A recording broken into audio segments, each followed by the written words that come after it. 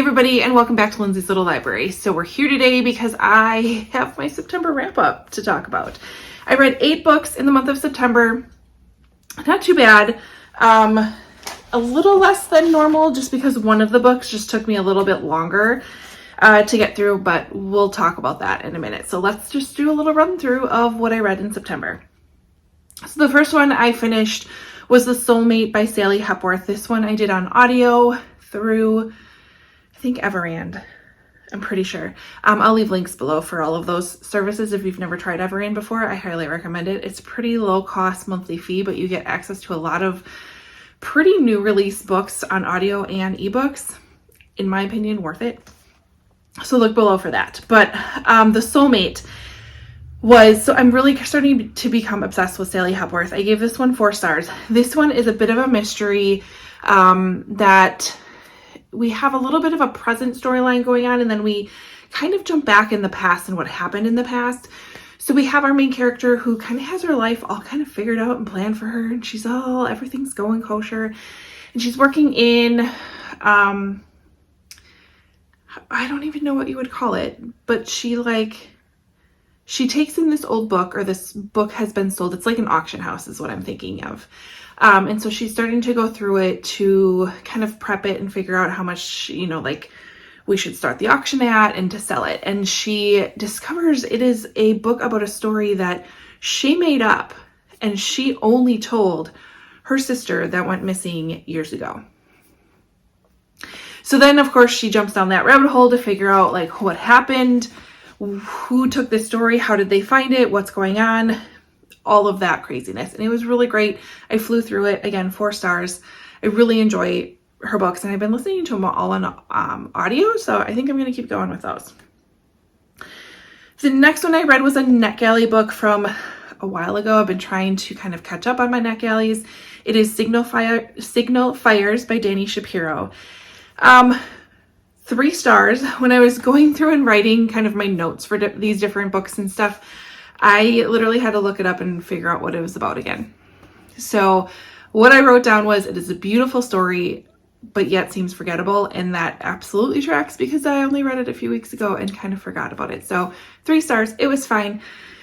I mean, if you come across it, maybe look at it. It might be for you, but otherwise I would say pass. Then for book club, the book this month was picked, our theme was Steamy September, so we read Icebreaker by Hannah Grace, and steamy is mild. Puts it mild. This was so steamy, but I was there for it. I really liked it. It follows Anastasia and Nate. Anastasia is a figure skater.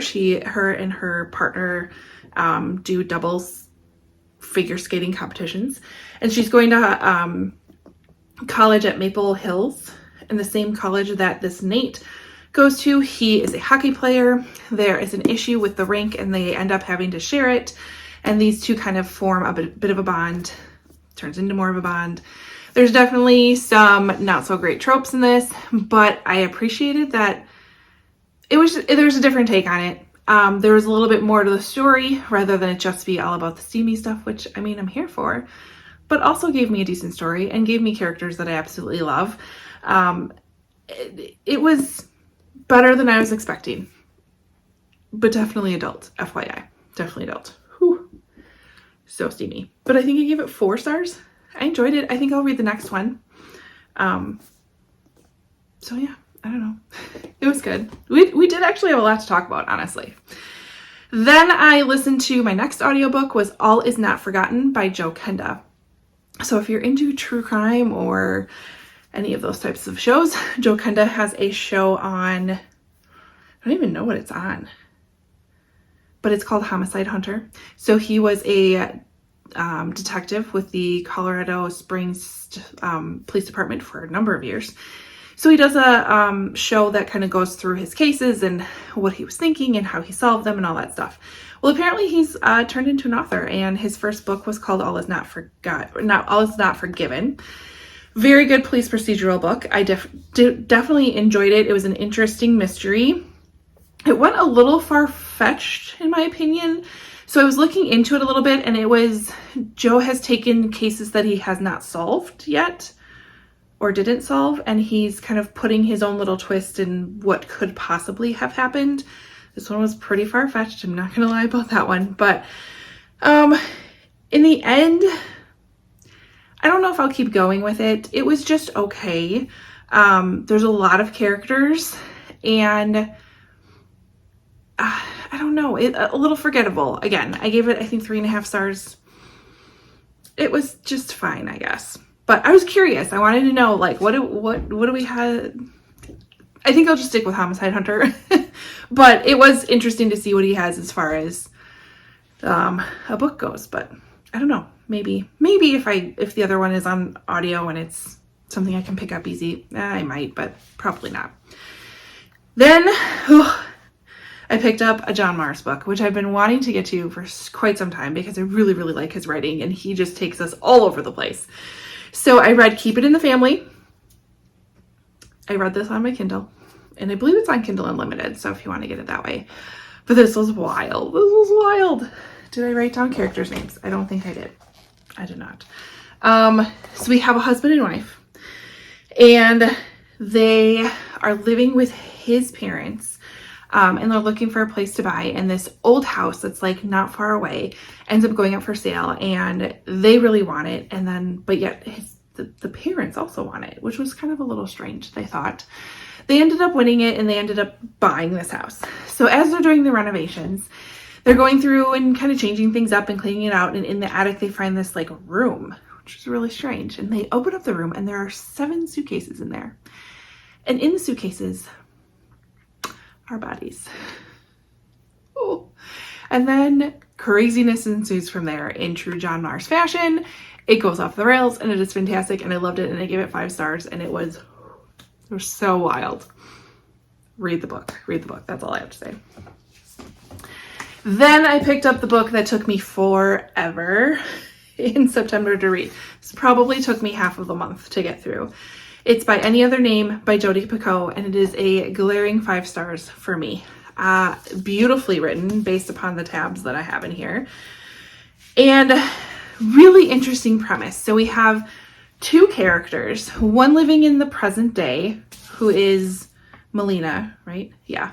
She's a playwright. She's written a new play based upon the life of her Elizabethan ancestor, Amelia Bassano. So then we get Amelia Bassano's perspective.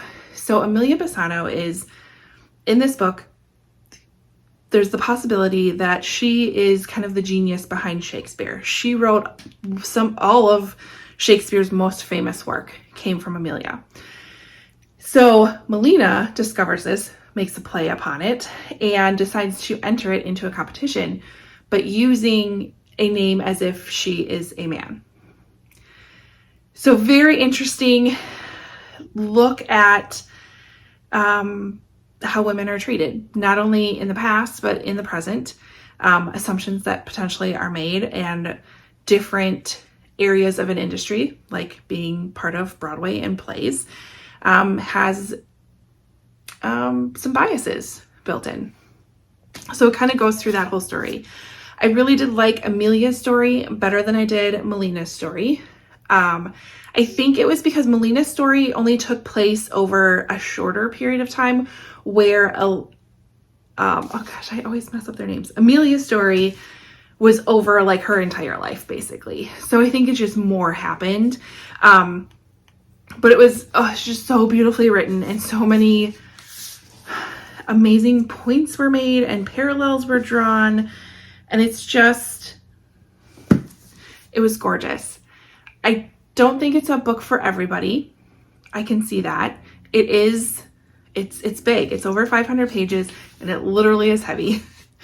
But I think everybody should give it a try, because I think it's just different enough to pique some interest. So I loved it. 5 stars. Oh, even though it took me a while to get through it, but it was phenomenal. All right. Then we had to get through a couple before the end of the month because kind of fell behind. So I read The Sweetness of Forgetting by Kristen Harmel. This is one of my 5-star predictions, so I'm not going to tell you what I thought of it, but you should just go get it. And I'll talk more about it in my wrap up at the end of the month. And then the last book I listened to was called We Are the Poisoned. This is by Jordan Chariton, I believe. This is a nonfiction book that follows the events of the Flint, Michigan water crisis. So it goes back to the very beginning, what exactly helped set up the domino effect for this entire town to be completely stripped of clean water for them for years. The insane amount of cover-up and scandal and injustice that was and still is the Flint water crisis. It's not over. It's not over. Very interesting. Again, I tend to enjoy some of these types of books a little bit more into like behind the scenes of city governments, probably more than other people do. So take that with a grain of salt. I did only give it 3 stars. I think it was a little too long. It was a little dry. Very informative, very eye-opening. It was a decent book to listen to because I kind of would speed through some of the stuff that was a little bit not things I was super interested in. And again, I'm glad I read it, but just the execution was maybe not as great as it could have been. So 3 stars, decent story, but a little harder to get through is kind of my bottom line. So what am I reading now? I have a couple of books hanging out back here for 5-star predictions. So that's coming. Let's see, what else did I do?